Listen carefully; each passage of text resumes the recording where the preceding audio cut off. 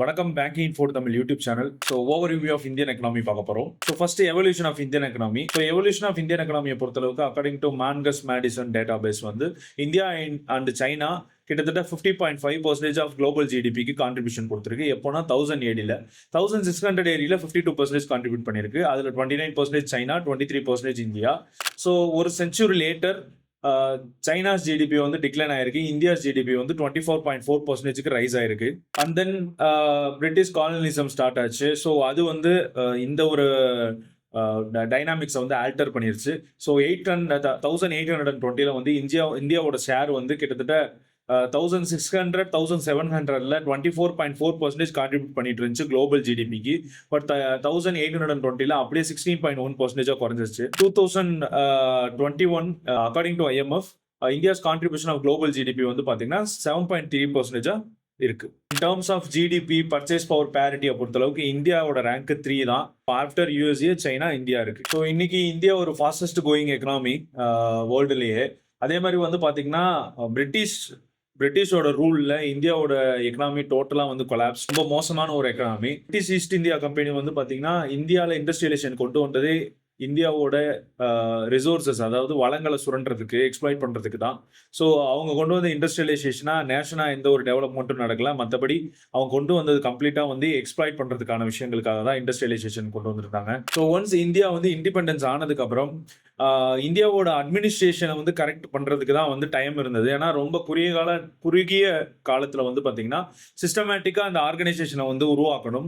அதே மாதிரி ரொம்ப டைம் கம்மியா இருக்கு, அட்மினிஸ்ட்ரேஷனை கரெக்டா உருவாக்கணும். ஸோ இந்த மாதிரி விஷயங்களை ஃபோக்கஸ் பண்றதுக்காக தான் வந்து பாத்தீங்கன்னா ரொம்ப சிக்னிஃபிகண்ட் சேலஞ்சா இருந்தது. ஸோ அடுத்து வந்து பாத்தீங்கன்னா basic characteristics of Indian economy. So world bank வந்து இந்தியன் எக்கனாமி, ஐ மீன் ஒரு கண்ட்ரியோட எக்கனாமியை வேர்ல்டு பேங்க் பெர் கேபிட்டா இன்கம்மை வச்சு கிளாசிஃபை பண்ணுவாங்க. ஸோ மொத்தம் 4 கிளாசிஃபிகேஷன்ஸ் இருக்கு as per the capital income. ஒன்று லோ இன்கம், இன்னொன்று lower middle income, upper middle income, அதுக்கப்புறம் ஹையர் இன்கம். ஸோ இந்தியா இப்போ இருக்கக்கூடியது வந்து பார்த்தீங்கன்னா லோயர் மிடில் இன்கம். அதாவது இந்தியாவில் 2019 படி பெர் கேபிட்டல் இன்கம் வந்து பார்த்தீங்கன்னா $1,891 இருக்கு.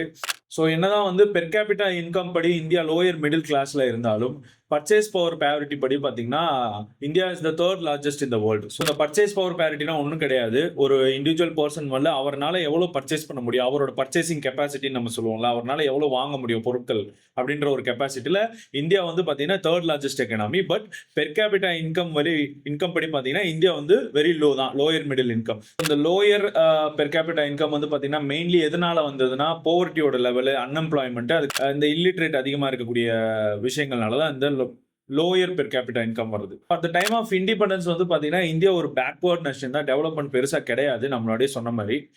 அதனால கவர்மெண்ட் வந்து நிறைய டெவலப்மெண்டல் இஷ்யூஸில் அட்ரஸ் பண்ணாங்க. 5 இயர் பிளான்ஸ் வந்து கொண்டு வந்தாங்க. 5 இயர் பிளான்ஸ் எதுக்காக கொண்டு வந்தாங்கன்னா அந்த 5 இயருக்குள்ள ஒரு பர்டிகுலர் டார்கெட்டை செட் பண்ணாங்க. ஸோ அந்த 5 இயர் முடியும் போது அந்த பர்டிகுலர் டார்கெட் அச்சீவ் பண்ணணும்னு செட் பண்ணாங்க. ஸோ அதோட மெயின் அப்ஜெக்டிவ் எக்கனாமிக் க்ரோத்தாக தான் இருந்தது.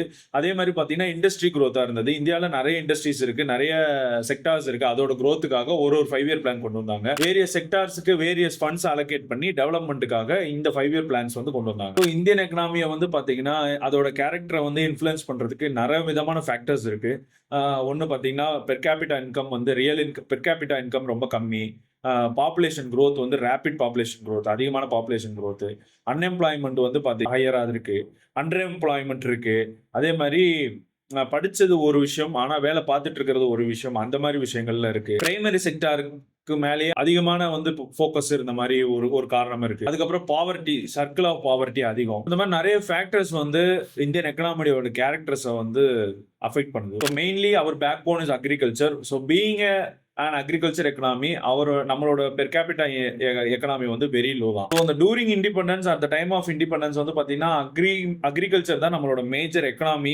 நம்மளோட மேஜர் ஜிடிபியில் அக்ரிகல்ச்சரோட பார்ட்டு தான் அதிகம். ஸோ வந்து பார்த்தீங்கன்னா at the time of 1950s agriculture தான் ஒரு டாமினன்ட் எக்கனாமி. ஏன்னா இந்தியாவோட டோட்டல் ஜிடிபியில் 53.1% வந்து பார்த்தீங்கன்னா அக்ரிகல்ச்சரோட டாமினன்ஸ் தான். பட் ஆஃப் இண்டிபெண்டன்ஸ் வந்து பார்த்தீங்கன்னா அக்ரிகல்ச்சரோட டோட்டல் ஜிடிபி வந்து ரொம்ப கம்மியாக இருக்கும். 53% 53.1% இருந்த இந்தியாவோட ஜிடிபி அக்ரிகல்ச்சரோட டாமினன்ஸ் வந்து பாத்தீங்கன்னா கிட்டத்தட்ட 36.1% கம்மியாச்சு. அட் த டைம் ஆஃப் 1980-81 வந்து பாத்தீங்கன்னா இண்டஸ்ட்ரியலைசேஷன் அதிகமாச்சு, சர்வீஸ் இண்டஸ்ட்ரி அதிகமானனால சர்வீஸ் செக்டார் 38% வந்துருச்சு, இண்டஸ்ட்ரி செக்டார் 25.9% இன்க்ரீஸ் ஆயிடுச்சு.